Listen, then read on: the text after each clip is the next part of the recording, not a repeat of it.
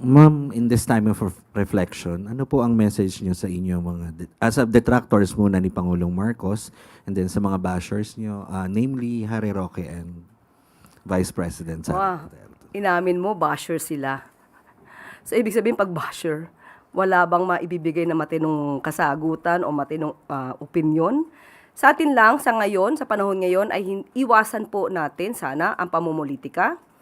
Kung wala po sila masasabing maganda at kundi paninira lamang, tumigil muna sila or tumigil na sila permanently. At makipagtulungan na lamang po sa administrasyon para sa ikaaangat ng ating bansa at ikaaangat din po ng bawat Pilipino. Ang basher po ngayon, sinasabi natin, pang sariling interes.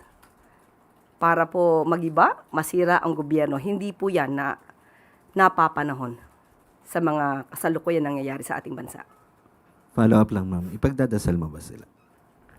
Lahat po, lahat ng makakasalanan, lahat ng makasalanan sa mundo dapat ipagdasal.